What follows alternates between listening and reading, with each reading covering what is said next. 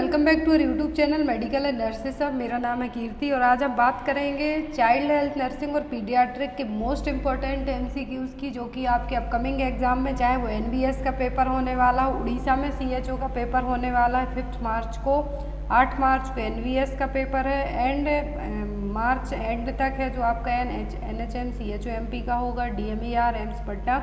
तो सभी में क्वेश्चन बहुत ज़्यादा हेल्पफुल रहेंगे, तो वीडियो को एंड तक ज़रूर देखें। जो भी लोग नए हैं प्लीज़ चैनल को सब्सक्राइब करके बेल आइकन बटन को प्रेस करके रखें।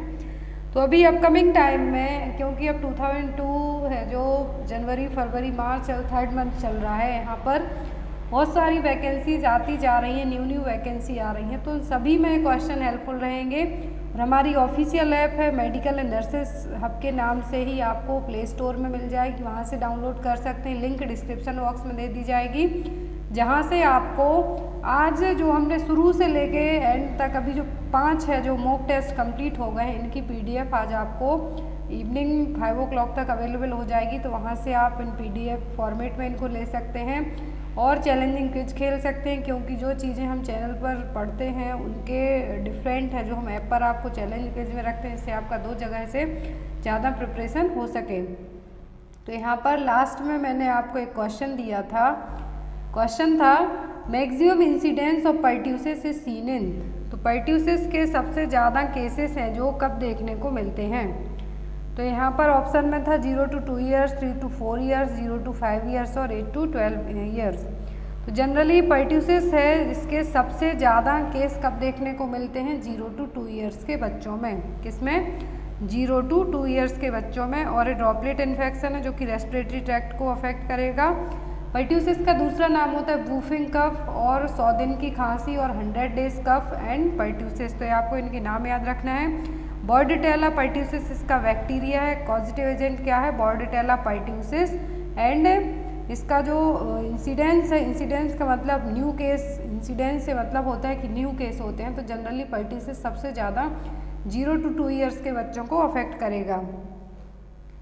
आज के क्वेश्चन नंबर 1 है। आज सबसे ज़्यादा क्वेश्चन यहाँ पर हम पीडियाट्रिक और चाइल्ड हेल्थ नर्सिंग के पढ़ेंगे, जो कि आपके अपकमिंग एग्जाम्स में आने के चांसेस 100% हैं।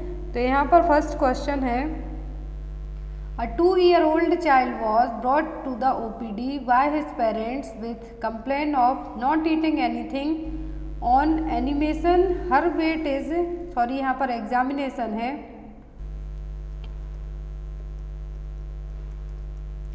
on examination her weight is 11.5 kg and height 75 percentile of normal, management is।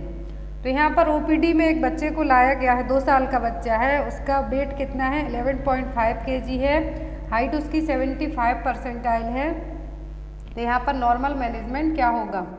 Option में है advice multivitamin tonic, force to eat for urinary tract infection, या फिर ask parents to stop worrying. तो यहाँ पर कहा गया है कि पेशेंट को, 2 साल के बच्चे को ओपीडी में लाया गया है, तो जनरली क्या होता है, हाइट और वेट को ही हम मेज़र करके पता करेंगे कि बच्चे का प्रॉपर डेवलपमेंट हो रहा है या नहीं। तो बच्चे का वेट कितना? 11.5 kg है। कितना है? 11.5 kg। इनकेस बच्चे का बर्थ वेट 2.5 kg भी रहा होगा, तो स्टार्टिंग के 1 year तक में ही बर्थ वेट 3 गुना बढ़ जाता है। एंड देन आफ्टर दैट है जो बर्थ वेट स्लो है जो ग्रोथ होगी बच्चे की, या फिर हम ये कह सकते हैं वेट थोड़ा स्लो बढ़ेगा एज़ कम्पेयर टू स्टार्टिंग के 1 year के। हाइट उसकी बहुत अच्छी है, 75 परसेंटाइल है। तो ये सब क्या है? नॉर्मल कंडीशन है बच्चे में। तो हम पेरेंट्स को कहेंगे कि आप चिंता मत कीजिए, ask parents to stop worrying, क्योंकि बच्चे की हाइट वेट है जो ग्रोथ है प्रॉपर हो रही है। Next is which of the following acts can a 1-year-old child perform. तो 1 साल का बच्चा क्या है जो परफॉर्म कर सकता है या फिर कर सकता है? ऑप्शन में है seats down from standing position, drinks from cup, speaks 1 or 2 words with meaning, या फिर रिंग्स बेल पर्पसली। तो एक साल का बच्चा क्या करेगा? ये करेगा 1 या 2 वर्ड्स है जो प्रॉपरली बोल पाएगा। ड्रिंक्स फ्रॉम कप, पी लेंगे, बट 1 साल के बच्चों में उतना प्रॉपर डेवलप नहीं हो पाता है ये, लेकिन 1.5 year से होने लगता है इतना डेवलपमेंट। रिंग्स बेल पर्पसली, ये काम 3 साल के बच्चे बहुत इजीली करेंगे कि आपको पर्पसली क्या करेंगे, इरिटेट करने के लिए बार बार घंटी बजाने का काम करेंगे। Sit down from standing position, तो ये काम भी 1.5 ईयर के बच्चे ज़्यादा प्रॉपर कर पाएंगे। तो यहाँ पर 1 साल का बच्चा जो काम कर पाएगा वो होगा speaks 1 or 2 words with meaning. Next is prenatal diagnosis is possible for all of the following except, तो प्रीनेटल डायग्नोसिस है जो सभी में पॉसिबल है, हम सभी को है जो पहले से ही डायग्नोस कर सकते हैं बट किसी एक को छोड़कर। तो ऑप्शन में है यहाँ पर sickle cell trait, beta thalassemia and ectodermal dysplasia and Duchenne muscular dystrophy. तो यहाँ पर प्रीनेटल डायग्नोसिस हम सभी केस में कर सकते हैं बट किसी एक को छोड़कर। तो यहाँ पर प्रीनेटल का मतलब होता है बिफोर बर्थ और ड्यूरिंग रिलेटिंग टू प्रेगनेंसी, मतलब कि प्रेगनेंसी के पहले ही, प्रेगनेंसी का जो ड्यूरेशन चल रहा है बट बेबी डिलीवर होने के पहले का जो टाइम हो किस में आएगा, प्रीनेटल असेसमेंट में। तो प्रीनेटल डायग्नोसिस से हम सिकल सेल ट्रेट को पता कर पाएंगे, बीटा थैलेसीमिया कर पाएंगे और डचेन मस्कुलर डिस्ट्रॉफी कर पाएंगे। बट एक्टोडर्मल डिस्प्लासिया एक तरीके की स्किन प्रॉब्लम रहेगी तो यहाँ पर इसको हम उतने प्रॉपर तरीके से फाइंड आउट नहीं कर पाएंगे। अभी देखिए चारों है क्या चीज़। Sickle cell trait is not a disease but having it means that a person has inheritated the sickle cell gene. तो सिकल सेल ट्रेट में क्या होगा कि पर्सन को एक तरीके की डिसीज नहीं है बट कुछ जीन है जो उसके पेरेंट्स से उसमें ट्रांसफ़र हुए हैं, तो जो कि एक सिकल सेल डिसीज़ जैसे सिम्टम्स भी शो नहीं होंगे। तो ये चीज़ हम क्या कर सकते हैं, इनहेरिटेड यदि आपको कुछ इस तरीके से है तो आपको जो स्टार्टिंग में प्रीनेटल टेस्ट होते हैं उनमें आप इसको फाइंड आउट कर पाएंगे। बीटा थैलेसीमिया भी क्या इनहेरिटेड ब्लड डिसऑर्डर है जिसमें जो बीटा सेल्स होती हैं हीमोग्लोबिन को फॉर्मेट करने वाली वो प्रॉपर डेवलप नहीं हो पाती या फिर इनका एबनॉर्मल रहेंगी या फिर एब्सेंट रहेंगी। फिर आता है ectodermal dysplasia, that is a group of condition in which there is a abnormal development of the skin, hair, nails, teeth और स्वेट ग्लैंड्स। तो हम जो एक्टोडर्मल डिस्प्लासिया है इसको हम प्रीनेटल असेसमेंट में नहीं कर पाएंगे बट आफ्टर दैट पोस्टनेटल और जब बच्चे की एज बढ़ेगी तब हम इस चीज़ को डायग्नोस कर पाएंगे। नेक्स्ट है यहाँ पर DMD और डस्चेन मस्कुलर डिस्ट्रॉफी। तो ये भी एक जेनेटिक डिसऑर्डर है जिसमें मसल डिजनरेशन होगा, वीकनेस होगी, प्रोटीन की कमी के कारण जो प्रोटीन के डिस्ट्रोफिन नाम का प्रोटीन होगा जिसकी कमी के कारण मसल्स में वीकनेस होगी, डिजनरेशन होगा, जिसको हम डिस्ट्रोफिनोपैथीज के नाम से भी जानते हैं। तो ये सब प्री डायग्नोस्टिक टेस्ट से फाइंड आउट कर पाएंगे बट आफ्टर दैट है जो नहीं हो पाएगा। तो यहाँ पर आंसर क्या होगा, एक्टोडर्मल डिस्प्लासिया, क्योंकि स्किन कंडीशन हम प्रीनेटल डायग्नोसिस में बेबी की फाइंड आउट नहीं कर पाएंगे एज कम्पेयर टू अदर के। Next is a 7-year-old boy with reduced height and weight for age for past 1 year is likely to have. तो एक 7 साल का बच्चा है, उसका हाइट और वेट उसकी एज के हिसाब से क्या है, कम है। दैट मीन्स उसको क्या प्रॉब्लम है, माल न्यूट्रिशन, लिम्फोमा, क्रॉनिक इन्फेक्शन या फिर मीजल्स। तो यहाँ पर 7-year-old बॉय है, उसकी हाइट और वेट दोनों कम हुए हैं। तो किसके कारण हुए हैं, कोई लॉन्ग टर्म उसको इन्फेक्शन रहा है। तो एग्जाम में आपको आता है कि हाइट और वेट दोनों कम हो रहे हैं तो ये क्या है, ये है chronic infection. Next is intrauterine growth retardation can be caused by all except. तो IUGR जिसमें जितने परसेंटाइल जो इंट्रायूट्राइन ग्रोथ रिस्ट्रिक्शन कह सकते हैं हम या फिर इंट्रायूट्राइन ग्रोथ रिटार्डेशन कह सकते हैं जो कि सभी मेडिसिन के कारण होगा। और ये कब होगा, जब मदर ये मेडिसिन लेगी, ऐसा नहीं कि डायरेक्ट बेबी के लेने से होगा। तो इंट्रायूट्राइन ग्रोथ रिस्ट्रिक्शन और रिटार्डेशन जब होगा जब मदर कोई इस टाइप की मेडिसिन ले बट किसी एक को छोड़कर।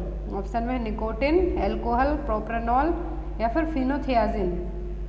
तो यहाँ पर सभी मेडिसिन से क्या होगा, IUGR होने के चांसेस रहेंगे बट किसी एक को छोड़कर। तो निकोटिन, एल्कोहल, प्रोप्रानॉल ये सभी क्या होती हैं, कॉन्ट्राइंडिकेट होती हैं प्रेगनेंसी में बट यदि आप लेते हैं तो बेबी को ये इफेक्ट करेंगी, इंट्रायूट्राइन ग्रोथ रिस्ट्रिक्शन का कारण बनेंगी।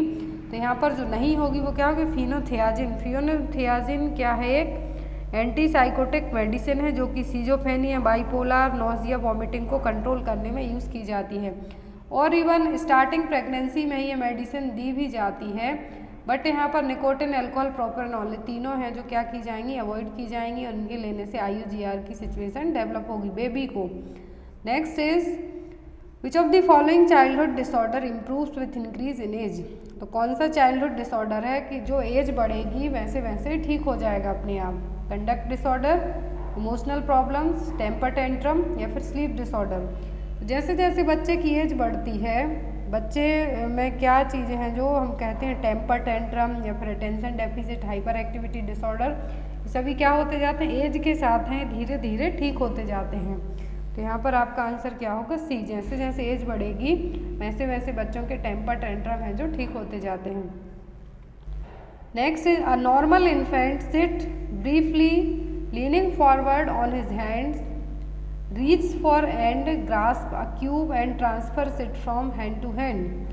See babbles but cannot wave by or nor can she grasp objectives with the finger and thumb. Her age is, तो एक नॉर्मल इन्फेंट है, इन्फेंट कहा गया है तो लेस देन 1 ईयर ही 12 मंथ की एज होगी इसकी। तो यहाँ पर वो अपने हाथों को आगे की तरफ है जो फैला पाएगा, जो भी ऑब्जेक्ट उसको चाहिए वो ले लेगा, हैंड टू हैंड करेगा, लेकिन बैबल्स करेगा मतलब कुछ भी बोलेगा समझ में नहीं आएगा, बाय बाय करने की कोशिश करेगा और जो ऑब्जेक्ट उसने उठाया लेकिन वो उसको फिंगर और थंब से कैरी नहीं कर पाएगा। तो ये किस एज में करेगा, 4 मंथ में, 7 मंथ में, 10 मंथ में या फिर 14 मंथ में। तो यहाँ पर डेवलपमेंटल माइलस्टोन के बहुत सारे क्वेश्चन मैंने ऐड किए हैं क्योंकि इस टाइप के क्वेश्चन आते हैं आपके एग्जाम में। तो कितने एज में ये करेगा कि वो अच्छे से प्रॉपर बैठ के हाथों के बल पर हाथों को आगे करके, तो ये करेगा वो 7 मंथ में। कब करेगा, 7 मंथ की एज में। Next is एटाविज्म is when a child resembles his. तो एटाविज्म है जो बच्चे में किससे ट्रांसफ़र होगा, पेरेंट्स से, ग्रैंड पेरेंट्स से, कजिन से या फिर ट्विन से। तो जो यहाँ पर एटाविज्म की सिचुएशन है इसका मतलब होता है कि कोई भी ऐसे बॉडी में ऐसे डेवलपमेंट जो आपके ग्रैंड पेरेंट्स में, ना कि पेरेंट्स कजिन ट्विन में किसी में ना हो। मान लीजिए आपके पेरेंट्स की आँखें ब्लैक हैं, आपकी आइज़ ब्राउन होती हैं, आपके दोनों पेरेंट्स की आइज़ ब्लैक हैं बट आपकी आँखें ब्राउन होती हैं, तो ये क्या आपके ग्रैंड पेरेंट्स की आँखें या फिर नाना नानी दादा दादी किसी की भी आँखें ब्राउन कलर की रही होंगी। तो ये चीज़ आप में आई, ये इनहेरिटेंसी आप में मिली है। तो क्या है, एटाविज्म, मतलब कि ग्रैंड पेरेंट्स से जो जेनेटिक ट्रेट आपको मिलेंगे ये क्या है, atavism. Genetic trait that reoccurs after skipping several generation. हो सकता है आपके दादा दादी के, आपको परदादा दादी से चीज़ें मिले। तो यहाँ पर वही है कि 2-3 जनरेशन में हो सकता है ये चीज़ स्किप हो जाए लेकिन आप में वो देखने को मिले। जो आपकी ग्रेट ग्रैंड मदर है या फिर उनकी ग्रेट ग्रैंड मदर है, उनके बाल हो सकता है ब्राउन कलर के रहे हों, आपके पेरेंट्स के ब्लैक रहे हों, हो सकता आपके फिर जो आपके ग्रेट ग्रैंड पेरेंट्स के। तो इस तरीके से यहाँ पर जो भी चीज़ें रहेंगी आपको अपने ग्रेट ग्रैंड पेरेंट्स और ग्रैंड पेरेंट्स से मिलेंगी, ना कि पेरेंट्स से। तो क्या है, एटाविज्म। 2 carpal bones are radiologically seen in the wrist X-ray of most of the children by the end of। तो यहाँ पर सिंपल सा क्वेश्चन है कि 2 कार्पल बोन हैं, यदि रेडियोलॉजिकल रिस्ट एक्सरे करते हैं तब हम देखने को मिलेंगी। तो एक किस एज तक देखने को मिलेंगी, 1 ईयर, 2 ईयर, 3 ईयर या फिर 4 ईयर। जनरली जो रिस्ट एक्सरे किया जाएगा तो ये कब देखने को मिलेंगी, 1 ईयर में। आफ्टर दैट क्या हो जाएगा, इनका ओसिफिकेशन हो जाएगा तो एक ही बचेंगी। तो यहाँ पर carpal bones are radiologically seen in the wrist x ray of most of the childrens by the end of. तो कब तक देखने को मिलेंगी, 1 ईयर तक। आफ्टर दैट इनका ओसिफिकेशन हो जाएगा। Next is an infant sit with minimal support attempts to attain a toy beyond reach, roll over from supine to prone position and does not have pincer grasp is at development of. एक infant है, infants यहाँ पर 1 year, less than 1 year के बच्चे ही हैं, 12 month तक के। तो मिनिमल सपोर्ट के साथ बैठ जाएगा, वो अपने टॉयज़ को इधर से उधर करने की कोशिश करेगा, सुपाइन टू प्रॉन पोजीशन में होगा, लेकिन उसमें जो पिंचर ग्रास्प रिफ्लेक्स है वो डेवलप नहीं हुआ है। तो ये किस एज में करेगा, 3 मंथ में, 4 मंथ में, 6 मंथ में या फिर 8 मंथ में। कोई बच्चा सीधे से उल्टा लेट जाएगा अपने टॉयज़ के लिए बिना किसी सपोर्ट के बैठा हुआ है, तो ये कब होगा, 6 मंथ की एज में। Next is fetal respiratory movement occurs earliest at. तो फीटल रेस्पिरेटरी मूवमेंट कब स्टार्ट हो जाते हैं, 12 वीक्स में, 16 वीक्स में, 20 वीक्स में या फिर 11 वीक्स में। तो ये स्टार्ट हो जाते हैं 11 वीक्स में। कब, 11 वीक्स में। जनरली जो फीटल रेस्पिरेटरी मूवमेंट है आप जो बच्चे के फीटल रेस्पिरेटरी मूवमेंट है कब स्टार्ट हो जाते हैं? 11 वीक्स से। यदि आपको पूछते हैं फीटल हार्ट साउंड कब सुन सकते हैं फीटोस्कोप से, तो 20 वीक से, बट यहाँ पर फीटल रेस्पिरेटरी मूवमेंट की बात हो रही है तो 11 वीक से स्टार्ट हो जाएंगे। Next is the antenatal diagnosis all of the following condition is feasible except. तो यहाँ पर एंटीनेटल डायग्नोसिस से हम सभी डिसीज़ को क्या कर सकते हैं? डायग्नोस कर सकते हैं किसी एक को छोड़कर। ऑप्शन में Huntington's Korea, down syndrome, severe combined immunodeficiency syndrome या फिर एनएन्सेफेली। तो यहाँ पर जितनी भी इन डिसीज़ के नाम बताए हैं तो इन हम सभी को क्या कर सकते हैं? एंटीनेटल डायग्नोसिस से चेक कर सकते हैं। एंटीनेटल डायग्नोसिस का मतलब है प्रीनेटल डायग्नोसिस और बिफोर प्रेगनेंसी टेस्ट से, स्कैनिंग से हम इनको पता कर सकते हैं, बट किसी एक को छोड़कर। तो हंटिंगटन्स कोरिया, डाउन सिंड्रोम और एनएन्सेफेली, जो एनोमली स्कैनिंग होती है 5th मंथ में, उस टाइम पे हम इनको फाइंड आउट कर सकते हैं। डाउन सिंड्रोम, हंटिंगटन्स कोरिया, एनएन्सेफेली सभी पता हो सकती हैं। डाउन सिंड्रोम हम जो अल्फा फीटोप्रोटीन टेस्ट करवाते हैं डॉक्टर्स, उससे पता कर पाएंगे। एनएन्सेफेली भी इसी से पता होगा क्योंकि अल्फा फीटोप्रोटीन में ये चीज़ें आपको पता चल जाएंगी। हंटिंगटन्स कोरिया भी पता चल जाएगा। तो यहाँ पर नर्व सेल ब्रेकडाउन के कारण ये सिचुएशन होगी हंटिंगटन्स कोरिया, बट जो कंबाइंड इम्यूनोडेफिशिएंसी सिंड्रोम है प्रीनेटल डायग्नोसिस में फाइंड आउट नहीं हो पाएगा। Next is order of development of secondary sexual characteristics in male. तो यहाँ पर मेल में सेकेंडरी सेक्सुअल कैरेक्टरिस्टिक्स का जो डेवलपमेंट होगा वो किस वे में होगा? ऑप्शन में testicular development, pubic hair, axillary hair and after that beard. Pubic hair, testicular development, axillary hair and beard, या फिर testicular development, beard, pubic hair और एक्सिलरी हेयर, या फिर axillary hair, beard, pubic hair और testicular development. तो जो secondary sexual characteristics पूछा है किसमें? मेल में। तो ये इसमें जो सीक्वेंस पूछा है आपसे, तो फर्स्ट होगा टेस्टिकुलर डेवलपमेंट, देन होगा प्यूबिक हेयर, फिर होगा axillary hair and after that beard. तो क्या है? सीक्वेंस है किसका? सेकेंडरी सेक्सुअल कैरेक्टरिस्टिक्स डेवलप होने का मेल में। फीमेल में जनरली प्यूबर्टी पूछी जाती है, प्यूबर्टी की स्टेज पूछी जाती है, तो यहाँ पर मेल में पूछते हैं तो इस तरीके से सीक्वेंस होगा। Next is which is incorrect about थम सकिंग। तो जो बच्चे अंगूठा चूसते हैं, थम सक करते हैं, तो उसको लेके इनकरेक्ट पॉइंट क्या है? Can lead to malocclusion, is a source of pleasure, is a sign of insecurity, must be treated vigorously in the first year. तो यहाँ पर सभी चीज़ें हैं किसको लेके? थम सकिंग को लेके सही, बट किसी एक को छोड़कर। तो ऑप्शन में है माल एक्यूल्यूजन, या फिर प्लेजर का सोर्स है, बच्चों को इनसिक्योर रहेंगे बच्चे तब भी अंगूठा चूसना स्टार्ट कर देते हैं, बट बच्चों को विगोरसली मतलब मार पीट के थम सकिंग की हैबिट को हम है जो सुधार नहीं सकते हैं। तो यहाँ पर आपका आंसर क्या होगा? D, must be treated vigorously in the first year. क्या है? इनकरेक्ट सेंटेंस है। तो यहाँ पर जो कैन लीड टू माल ऑक्यूल्यूजन का मतलब है कि जो बच्चों के अपर और लोअर टीथ का जो अलाइनमेंट है, जो सीक्वेंस है, वो क्या होगा? इम्प्रॉपर हो जाएगा। तो क्या है? कैन लीड टू माल ऑक्यूल्यूजन। जो बच्चे बहुत टाइम तक थम सक करते हैं तो उनके जो लोअर और अपर टीथ आते हैं उनका अलाइनमेंट क्या होगा? डिस्टर्ब रहेगा, एबनॉर्मल होगा। तो है माल ऑक्यूल्यूजन, जो कि थम सकिंग से हो सकता है। बच्चे खुश होंगे तब भी अंगूठा चूसते हैं, इनसिक्योर होंगे तब भी चूसेंगे, बट उनको मार पीट के चीज़ हम हैबिट उनकी दूर नहीं कर सकते। Next is head control is possible in an infant by which month. तो बच्चों में हेड का कंट्रोल कितने महीने से होने लगता है इन्फेंट्स में? 1 मंथ, 2 मंथ, 3 मंथ या फिर 6 मंथ से। तो ये होने लगता है 3 मंथ से। बेबी अपना हेड है जो थोड़ा बहुत है उस पर कंट्रोल कर सकते हैं। जब बच्चों को स्टार्टिंग में आप गोदी में लेंगे या फिर उठाएंगे तो उनकी नेक के नीचे हाथ लगाना पड़ता है आपको, बट आफ्टर दैट उनका जो हेड बैलेंस है, नेक है, क्या होने लगती है? प्रॉपर बैलेंस बनाने लगते हैं। कब से? 3 मंथ से। Next is IQ between 50 to 60 indicates. यदि IQ रेंज 50 से 70 है, दैट मीन्स क्या है? Mild mental retardation, moderate, severe या फिर प्रोफाउंड। तो ये क्वेश्चन मैंने आपको कल भी पढ़ाया था। कल यहाँ पर आपको फॉर्मूले बताए थे, बट यहाँ पर है कि IQ यदि 50 से 70 है, दैट मीन्स क्या है? Mild mental retardation. यदि IQ रेंज 50 to 70 होती है that means mild mental retardation है। मॉडरेट में 35 to 50, सीवियर में 20 to 35 और लेस देन 20 हो जाए जब क्या है प्रोफाउंड, जिसमें पेशेंट को हमें हॉस्पिटलाइज करने तक की ज़रूरत पड़ेगी।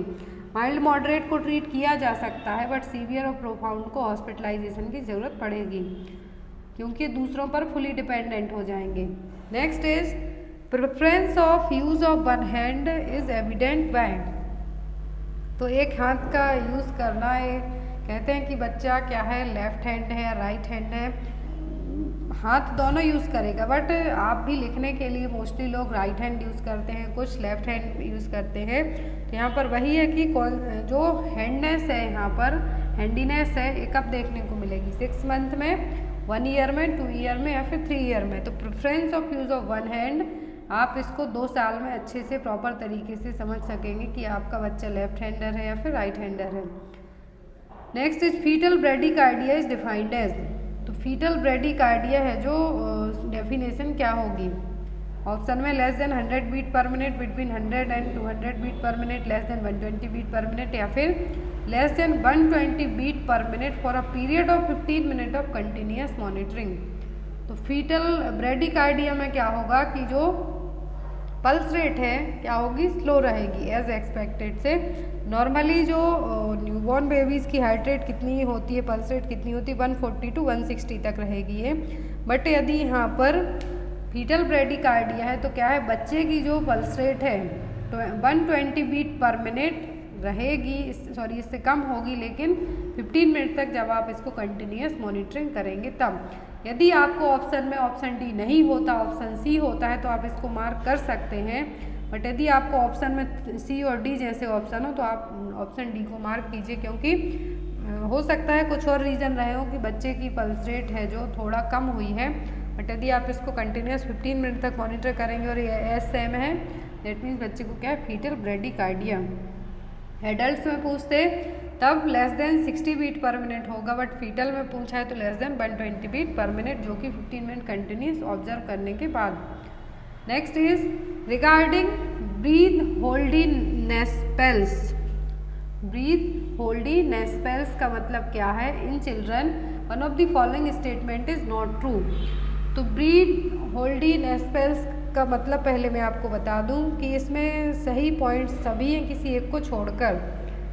तो जब बच्चे बहुत ज़्यादा रोते हैं, आपने देखा होगा इवन आपके फैमिलीज में भी बच्चे होंगे, तो वो रोते रोते कहते हैं कि बच्चे सांस चढ़ा के सांस रोक के रोने लगे, तो वो है यहाँ पर ब्रीथ होल्डीनेस स्पेल्स। तो इस टर्म को लेके सभी चीज़ें सही हैं किसी एक को छोड़कर। ऑप्शन में it is Fairlie common in the first 2 year of life, it does not contribute to increased risk of seizures disorder, parents are advised to ignore and not to reinforce these attacks, it must be immediately attended to prevent hypoxia and onset of seizures। तो यहाँ पर जो right answer है आपका वो क्या है, it must be immediately attended to prevent hypoxia and onset of seizures। तो बच्चे जनरली चारों पॉइंट्स हम इसको देखते हैं। ब्रीथ होल्डीनेस स्पेल्स में बच्चे क्या करते हैं जनरली 2 साल तक देखने को मिलेगा, बच्चे थोड़ी थोड़ी बात पर रोना स्टार्ट कर देते हैं, इतना ज़्यादा रोते हैं कि वो 1-2 सेकंड के लिए तो बिल्कुल इस तरीके से रोएंगे कि उनकी आपको आवाज़ भी नहीं आएगी, सांस रोक के रोना जिसको हम कह दें। तो वो क्या है यहाँ पर जनरली 2 साल के बच्चों में देखने को मिलेगा है। It does not contribute to increase risk of seizures disorder, तो ये भी बिल्कुल सही है, ज़रूरी नहीं कि ये सीजर्स में ही देखने को मिले।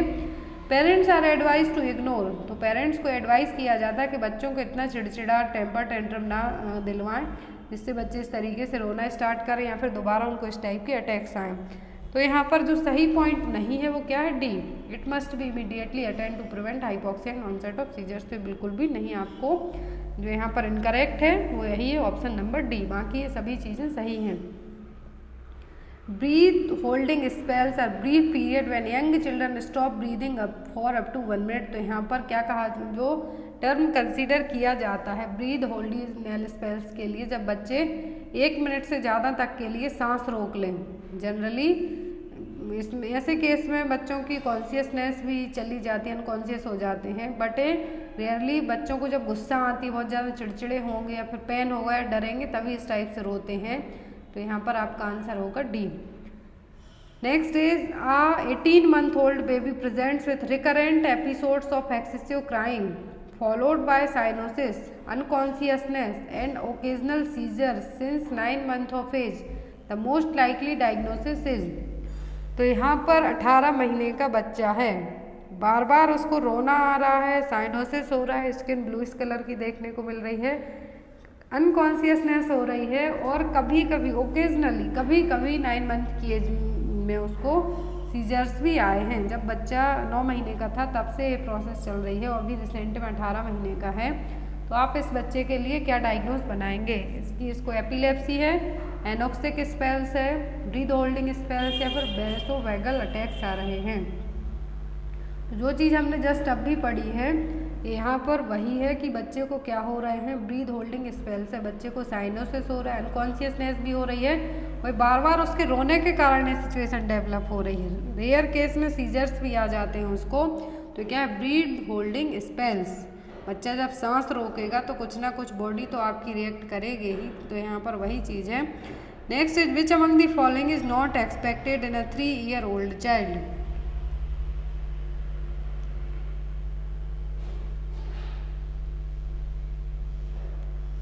तो यहाँ पर जो बच्चे क्वेश्चन है, question number 22, which among the following is not expected in a 3-year-old child? तो 3 साल के बच्चे से आप क्या एक्सपेक्ट नहीं कर सकते? दैट मीन्स वो क्या नहीं कर पाएगा? ड्रॉ या circle, talk in sentence, climb down stairs, hop 5 steps. 3 साल का बच्चा सर्किल बना लेगा, सेंटेंस में बात कर लेगा एंड सीढ़ियाँ हैं जो स्टेयर्स है वो भी क्लाइंब कर जाएगा, बट 5 स्टेप एक साथ है जो हॉपिंग नहीं कर पाएगा। हॉप का मतलब है एक तरीके से रैबिट जैसे जंप करना, वो नहीं कर पाएगा। Next is by years all milk teeth are erupted. तो कितने साल की एज तक जो भी कहते हैं हम दूध के दांत हैं जो, या फिर स्टार्टिंग जो फर्स्ट टीथ प्राइमरी टीथ होते हैं वो किस एज तक आ जाते हैं? 1.5 ईयर, 2 ईयर, 2.5 ईयर्स या फिर 3 ईयर्स। तो यहाँ पर जो मिल्क के टीथ हैं कब तक आ जाते हैं? ये आ जाते हैं 2 ईयर्स की एज तक। बच्चों में कंप्लीट जो प्राइमरी टीथ इरप्शन है वो कब तक आ जाता है? वो आता है 2 साल तक। एंड यदि यहाँ पर परमानेंट टीथ की बात करते हैं हम तो 6 ईयर्स से आना स्टार्ट होते हैं, बट प्राइमरी टीथ पूछते हैं तो 2 ईयर तक। Next is prominent protrusion of the sternum is known as. तो prominent protrusion of the sternum तो ये क्या कहलाएगा? पैक्टस एक्सवेक्टम, पैक्टस कैरिनेटम, फ्लेयल चेस्ट या फिर बैरल चेस्ट। तो यहाँ पर जो प्रोमिनेंट प्रोट्रूजन है स्टर्नम का, ये क्या कहलाएगा? कहलाएगा पैक्टस कैरिनेटम। यहाँ पर सभी टर्म दिए हुए हैं, इमेज के थ्रू भी आपको बताया गया है। Pectus excavatum is a condition in which a person breast bone is sunken into his or her chest. तो पैक्टस एवाक्सेशन में क्या होगा कि जो पर्सन की ब्रेस्ट बोन है उसके चेस्ट के यहाँ पर आपको एक अलग तरीके से देखने को मिलेगी, जो कि इवेंचुअली हार्ट और लंग्स के फंक्शन को इंटरफेयर करेगी। दूसरा है पैक्टस कैरिनेटम, जो कि एक जेनेटिक डिसऑर्डर है जिसमें चेस्ट वॉल क्या होगी? जस्ट आउट, बाहर की तरफ आएगी। ये देखिए इस इमेज में आप, नॉर्मली चेस्ट इस तरीके से रहेगी। और फ्लेयल चेस्ट है, जब रिब्स में फ्रैक्चर होगा, एग्जाम में क्वेश्चन आता है फ्लेयल चेस्ट और बैरल चेस्ट। तो फ्लेयल चेस्ट जब देखें, या फिर हम एक फ्लोटिंग चेस्ट और फ्लेयल चेस्ट जब देखने को मिलेगी जब रिब्स ब्रोक हुई हो 1, 2 या फिर 2 जगह से, तो यहाँ पर क्या है? ये फ्लेयल चेस्ट है। और बैरल चेस्ट देखने को जनरली मिलता है COPD की सिचुएशन में। तो यहाँ पर जो चारों इमेज हैं आप याद रखें, बैरल चेस्ट COPD में मोस्टली देखने को मिलता है। पैक्टस एवेक्टम में क्या होगा कि जो आपकी ब्रेस्ट बोन है सनकेन into his or her chest, तो चेस्ट के यहाँ पर आपको अलग तरीके से देखने को मिलेगी। पैक्टस कैरिनेटम में क्या होगा कि जेनेटिक डिसऑर्डर है जिसमें चेस्ट क्या होगा? जस्ट आउट, आपको बाहर की तरफ देखने को मिलेगा। फ्लेयल चेस्ट में जब रिब्स 2 या 2 से ज़्यादा जगह से टूटेगी, पसलियाँ टूटेंगी, तब फ्लेयल चेस्ट देखने को मिलेगा। बैरल चेस्ट में आपको जो चेस्ट है बाहर की तरफ दिखाई देगा, बाहर की तरफ उठा उठा दिखेगा। तो ये क्या होगा? जनरली COPD की सिचुएशन में ये चीज़ देखने को मिलेगी। Next is delayed detention is most characteristics of. तो डिलेड डिटेंशन है जो किसका फीचर है? मोंगोलिज्म का, एक्रोमेगाली, क्रेटेनिज्म या फिर माल न्यूट्रिशन। तो delayed detention is the most characteristics feature of. तो यदि दांत हैं आपके 2 साल तक की एज में आ जाना चाहिए, परमानेंट टीथ 6 ईयर से आने लगते हैं, तो ये किसके कारण हो गया होगा? क्रेटिनिज्म के कारण या फिर हाइपोथायरॉयडिज्म के कारण। जितनी भी थायराइड प्रॉब्लम्स होती हैं उनके कारण ये चीज़ सबसे ज़्यादा देखने को मिलेगी, डिलेड डिटेंशन। क्रेटिनिज्म की जगह हाइपोथायरॉयडिज्म हो तब भी आप उसको मार्क कर सकते हैं। तो यहाँ पर डिलेड डिटेंशन किसके कारण देखने को मिलेगा? क्रेटिनिज्म के कारण। Next is newborn baby has head circumference of 35 centimetre at birth. His optimal head circumference will be 43 centimetre at. तो यदि न्यूबॉर्न बेबी का head circumference at the time of birth 35 centimetre था, तो उसका जो हेड सर्कमफेरेंस है 43 centimetre होगा। 43 centimetre है तो किस एज तक हो जाएगा? 4 month of age, 6 month of age, 8 month of age या फिर 12 मंथ ऑफ एज। तो हेड सर्कमफेरेंस 35 सेंटीमीटर है, चेस्ट सर्कमफेरेंस 33 सेंटीमीटर रहता है generally.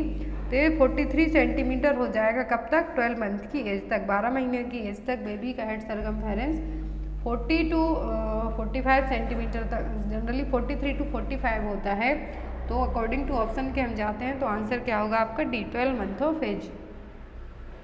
Next is normal heart rate at birth. तो at the time of birth normal heart rate कितनी होगी? 120 to 160 पर मिनट, 100 टू 120 पर मिनट, 160 टू 180 पर मिनट, या फिर it is always less than 100।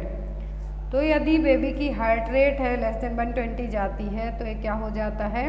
Fetal, इसको ब्रेडिकार्डिया की सिचुएशन में आएंगे। बट यहाँ पर नॉर्मल पूछा है तो 120 से 160 पर मिनट रहेगी। Next is a child can walk up and down the stairs alternating his feet by. तो एक बच्चा स्टेयर्स को क्या करेगा? एक स्टेयर छोड़ के दूसरी स्टेयर्स को जैसे बढ़े चढ़ेंगे, एक पैर एक स्टेयर पर, दूसरा पैर दूसरे स्टेयर पर रखेगा अल्टरनेटिंग वे में, तो एक एज में कर पाएगा?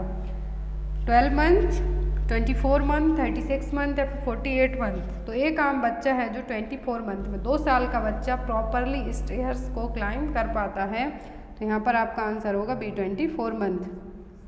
Next is gender of external genitalia of fetus becomes clearly distinguished by. तो जिसको हम सेक्स डिटर्मिनेशन कहेंगे, किस एज से फीटस के जेनाइटेलिया ऑर्गन है, एक्सटर्नल जेनाइटेलिया ऑर्गन है, प्रॉपरली आप फाइंड आउट कर पाएंगे जो सोनोग्राफी होती है उसमें। इसीलिए फीटल डिटर्मिनेशन और सेक्स डिटर्मिनेशन के लिए क्या माना गया है? इंडिया में वैध नहीं माना गया है। आप पर जो आप एक्सरे या फिर सोनोग्राफी के लिए जाते हैं तो यहाँ पर साफ साफ लिखा होता है कि यहाँ पर सेक्स डिटर्मिनेशन नहीं होगा। तो जो एक्सटर्नल जेनाइटेलिया हैं फीटस के किस एज में है जो आप फाइंड आउट कर पाएंगे? ऑप्शन में 10 वीक्स, 16 वीक्स, 12 वीक्स या फिर 20 वीक्स। तो जो फीटस के जो जेनाइटेलिया ऑर्गन है, एक्सटर्नल जेनाइटेलिया, फाइंड आउट हो जाते हैं 10 वीक्स की प्रेगनेंसी में ही। कब? 10 वीक्स के जेस्टेशनल पीरियड में। Next is cryptorchidism means. तो क्रिप्टोकॉर्टिज्म का मतलब क्या होगा? Enlargement of testis, inflammation of testis, small testis, undescended testis. तो क्रिप्टोकॉर्टिज्म का मतलब होगा यहाँ पर अनडिसेंडेड टेस्टिस। क्या होगा? Undescended testis. से क्वेश्चन एग्जाम में आता है कई बार। Next is taste perception of baby develops at. तो बच्चों में टेस्ट का परसेप्शन है जो कब फील होने लगता है? बच्चे टेस्ट कब से जानने लगते हैं? Eight the time of birth, 4 month, 6 month या फिर 8 मंथ। तो बच्चों में टेस्ट परसेप्शन बर्थ से ही रहेगा, eight the time of birth से ही। आप उनको ब्रेस्ट फीड कराएंगे वो जल्दी जल्दी कर जाएंगे, बट आप उनको मेडिसिन देंगे तो वो अपना मुंह बना लेंगे, चाहे वो 1 डे का बच्चा हो या फिर 2 डेज का बच्चा हो। Next is increase is length in the first year of life is. तो बच्चे की जो लेंथ है 1 साल में कितनी बढ़ती है? बच्चे की eight the time of birth जितनी लेंथ है वो 1 साल में कितनी बढ़ेगी? 12 सेंटीमीटर, 15 सेंटीमीटर, 25 सेंटीमीटर या फिर 35 सेंटीमीटर। तो स्टार्टिंग के फर्स्ट ईयर में बच्चे की जो हाइट बढ़ेगी, लेंथ बढ़ेगी, वो कितनी बढ़ेगी? 25 centimetre. Next is a child with mental as of 7 and chronological age of 7 years has an IQ of. तो यदि बच्चे की मेंटल एज 7 है, क्रोनोलॉजिकल एज 7 ईयर है, तो बच्चे का IQ क्या होगा?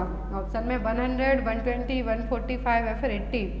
तो यहाँ पर फॉर्मूला यूज़ होता है, वो होता है, मैंने आपको कल ही बताया था, IQ equal to mental age divided by chronological age into 100। तो बच्चे की मेंटल एज भी 7 हो जाएगी, क्रोनोलॉजिकल एज भी 7 हो गई, तो ये 7 क्या हो जाएंगे, कट जाएंगे, बचेगा क्या 100। तो यहाँ पर IQ रेंज कितनी निकलेगी 100। Next is IQ intelligence quotient of a child means, तो बच्चों के IQ लेवल से क्या मतलब है, the creative efficiency of the child, the capability of the child to perform intellectual task in relation to other children of same age, efficiency of memory of child, qualification of the learning ability of child. तो IQ और intelligence quotient होता है बच्चों में, इसका मतलब होता है कि बच्चे अपने सेम एज की बच्चों की तरह जो भी इंटेलेक्चुअल टास्क है वो प्रॉपर परफॉर्म कर पा रहे हैं या नहीं। थोड़ा बहुत आगे पीछे होंगे, ज़रूरी नहीं सब बच्चों का IQ लेवल सेम हो, बट यहाँ पर जो सेम एज के बच्चे हैं वो अपने इंटेलेक्चुअल टास्क हैं, जो भी कॉग्निटिव चीज़ें हैं उनको प्रॉपर कर पा रहे हैं। तो यहाँ पर IQ का मतलब क्या होगा, the capability of the child to perform intellectual task in relation to other children of the same as.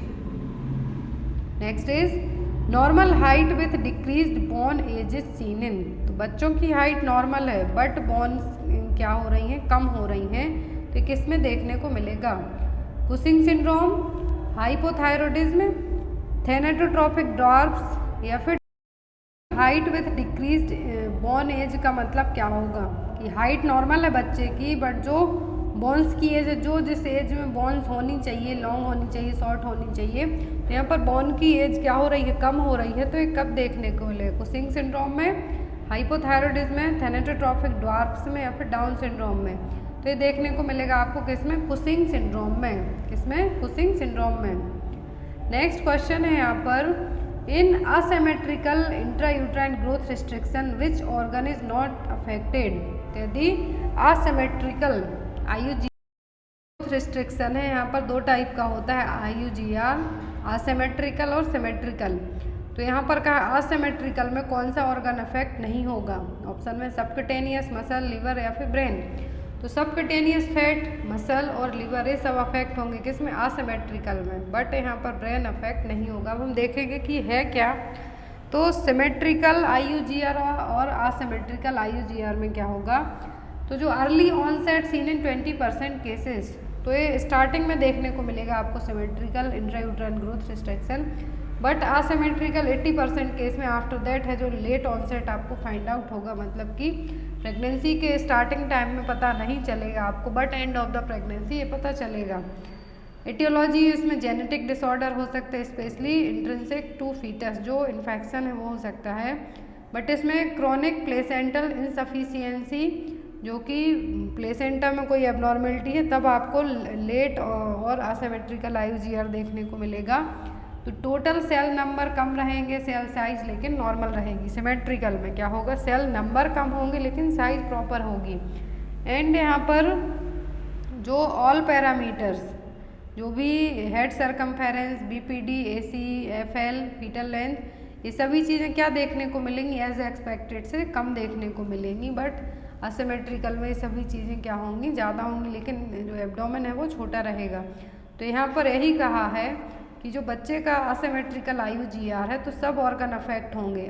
Asymmetrical में क्या है, सेल्स भी कम है, सॉरी सेल्स की साइज कम है, बट जो नंबर है वो क्या है, प्रॉपर हैं।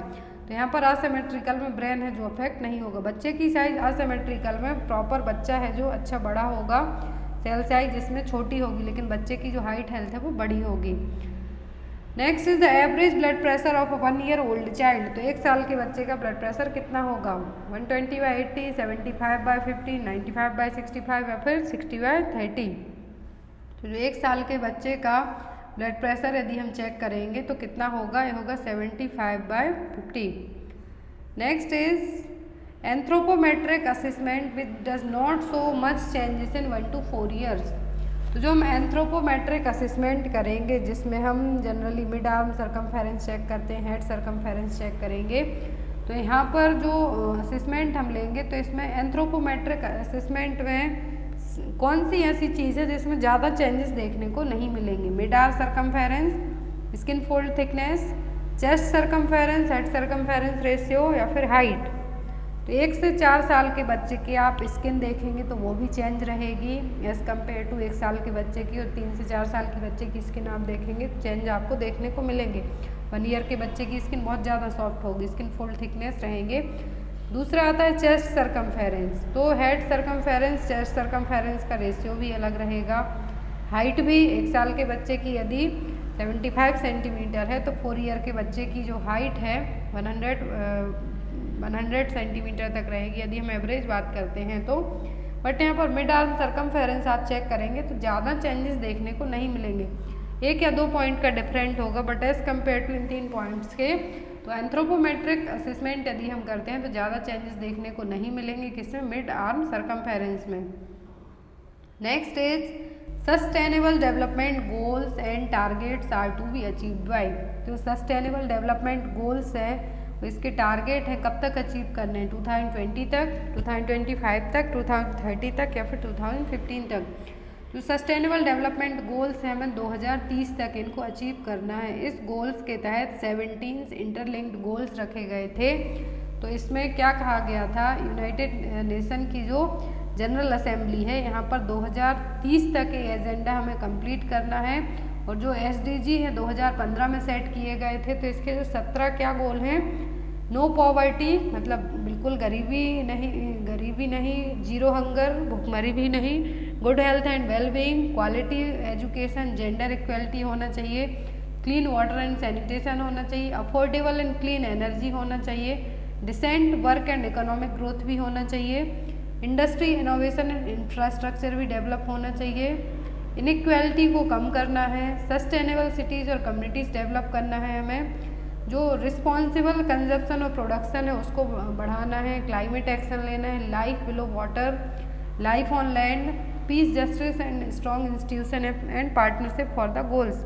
तो ये क्या थे, 17 गोल रखे गए हैं SDG के तहत और ग्लोबल गोल्स, जिसमें 17 इंटरलिंक्ड गोल्स को हमें कंप्लीट करना है कब तक, 2030 तक जो एजेंडा रखा गया है। Next is who is the central health minister of health and family welfare. तो रिसेंट में central health and family welfare के यूनियन मिनिस्टर कौन है, या फिर हम कैबिनेट यूनियन मिनिस्टर कह सकते हैं। ऑप्शन में हर्षवर्धन, मनसुख मांडविया, प्रकाश जावड़ेकर या फिर पीयूष गोयल। तो ये अलग अलग डिपार्टमेंट के मोदी जी की कैबिनेट के सेंट्रल मिनिस्टर हैं, यूनियन मिनिस्टर हैं। तो हेल्थ एंड फैमिली वेलफेयर के कौन है, मनसुख मांडविया। कौन है, मनसुख मांडविया। पहले डॉक्टर हर्षवर्धन थे, नावडेज मनसुख मांडविया हैं, जो कि जनवरी में ही चेंज हुए हैं। पीयूष गोयल रेलवे मंत्री हैं। Next is the beneficiaries of RBS के प्रोग्राम। तो RBS के प्रोग्राम के बेनिफिशियर्स कौन है, मतलब कि इसका लाभ किसको मिलता है। ऑप्शन में 0 to 18 year, 0 to 6 year, 0 to 10 year या फिर 0 to 12 ईयर। तो राष्ट्रीय बाल स्वास्थ्य कार्यक्रम जो कि फरवरी 2013 में लॉन्च किया गया था, फरवरी 2013 में। तो इसके जो बेनिफिशियर्स एज ग्रुप हैं वो हैं 0 to 18 ईयर्स एज ग्रुप तक के बच्चे, बर्थ से लेकर 18 साल तक की एज ग्रुप के बच्चे, जिसमें 4Ds कवर किए गए हैं, जो कि defect at birth, deficiency, disease, development delay including the disabilities. Next is south east Asia's WHO regional office is located at. तो इंडिया में या फिर हम कह सकते हैं WHO का हेडक्वार्टर कहाँ पर है, दिल्ली में, मुंबई में, हैदराबाद में या फिर कोलकाता में।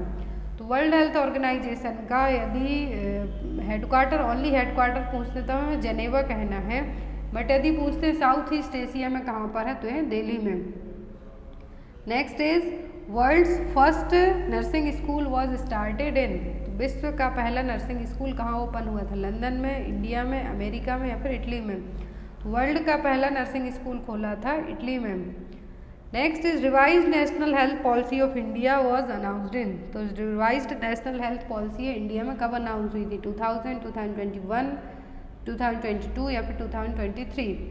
रिवाइज्ड नेशनल हेल्थ पॉलिसी है भारत में लाई गई थी 2002 में। फर्स्ट पॉलिसी पूछते हैं तो आई थी 1983 में, देन आफ्टर इसको रिवाइज किया गया था कब, 2002 में, 2002 में।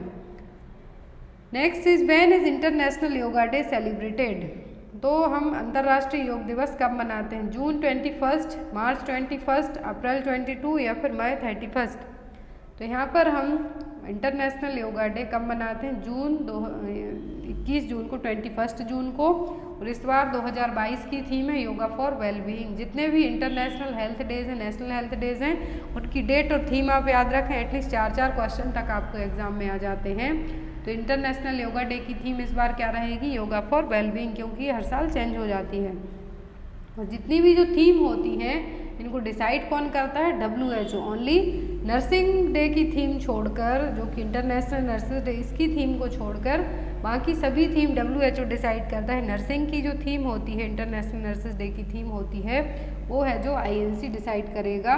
बट यहाँ पर बाकी सभी डेज की कौन करता है? WHO। तो इंटरनेशनल योगा डे की थीम क्या है 2022 में? Yoga for well being. Next is the Indian mental health act was amended in the year. Indian mental health act है जो कब आया था? 1984, 1985, 1986 या 1987 में। तो इंडियन मेंटल हेल्थ एक्ट कब लाया गया था? 1987 में, 1987 में। Next is omphalocele is a birth defect visible as. तो ओम्फेलोसील है जो कि एक बर्थ डिफेक्ट है, कब देखने को मिलेगा? Swelling of the scrotum, visible lump in the groin area, fistula between large intestine and urinary system, defect of abdominal wall at the umbilicus. तो ओम्फेलोसील है जो कहाँ पर देखने को मिलेगा? जो कि एक तरीके का बर्थ डिफेक्ट है। तो ये देखिए यहाँ पर, इसमें एब्डोमिनल और वैली वॉल क्या होगी? बाहर की तरफ रहेगी। द इन्फेंट्स इंटेस्टाइन, लिवर और other organs stick outside of the belly through the belly bottom. ये देखिए इमेज के थ्रू आपको एग्जाम में इमेज भी आ सकती है। तो यहाँ पर कभी कभी जो ट्रांसपेरेंट सैक है या तो ओपन हो जाएगा या फिर ब्रोकन हो जाएगा, जिससे ऑर्गन्स बाहर आने के चांसेस रहेंगे। इसके ऊपर जनरली ट्रांसपेरेंट सैक रहता है, बट कुछ केस में ब्रोकन टूट भी सकता है। तो ओम्फेलोसील में क्या होगा? एब्डोमिनल वॉल डिफेक्ट है, कहाँ पर? अम्बलाइकस के यहाँ। Next is single deep creases across the centre of the palm is typically scene in. तो सिंगल डीप क्रीज हाथ हथेली पर देखने को मिलेगी। तो एक इसमें देखने को मिलेगी मेंटल रिटार्डेशन में, डाउन सिंड्रोम में, सेंडेक्टाइल में या फिर पॉटर सिंड्रोम में। तो सिंगल डीप क्रीज देखने को मिलती है डाउन सिंड्रोम में। नॉर्मली आपके हाथों पर बहुत सारी लकीरें रहती हैं, रेखाएं रहेंगी, जिनको हम रेखाएं कह सकते हैं। और जो सिंगल पाम डीप क्रीज देखने को मिलेगी किसमें? डाउन सिंड्रोम में। Next is permanent dentition of a child start from. तो बच्चों में परमानेंट टीथ कब से आने लगते हैं? ऑप्शन में 6 साल, 8 साल, 10 साल या फिर 12 साल। तो परमानेंट दांत कब आते हैं बच्चों में? 6 ईयर से। जो उनके दूध के दांत होते हैं वो 2 साल तक कंप्लीट आ जाते हैं, और जो परमानेंट डेंटिशियन स्टार्ट होते हैं कब से? 6 साल से। Next is positive Ortolani sign indicates. तो यदि पॉजिटिव है ऑर्टोलनी साइन, इसका मतलब क्या है? Hip dislocation, cardiac anomaly, intestinal obstruction या फिर इन परफोरेट एनस। तो पॉजिटिव ऑर्टोलनी साइन का मतलब होता है हिप डिसलोकेशन। ये देखिए, this test is done between 3 and 9 months and is not satisfactory in a newborn. Here the infant is supine with the hip and knee flexed. The hip is slowly adducted and abducted to detect any reduction of the femoral head in the acetabulum। तो यहाँ पर ये check किया जाता है hip dislocation में कि जो एसिटाबुलम है वहाँ पर फीमोरल का हेड फंसा हुआ होता है, वहाँ पर किसी भी तरीके का रिडक्शन तो नहीं है। एक क्वेश्चन आपके लिए है, इसका आंसर आप लोग कमेंट बॉक्स में देंगे। Routine blood pressure measurement start from the age of. तो बच्चों में रूटीन BP जो कि बड़ों में है चेक किया जाता है, किस एज से किया जाता है? 3 ईयर, 4 ईयर, 5 ईयर या फिर 6 ईयर। आई होप आपको आज की क्लास अच्छी लगी हो। Thank you for watching us.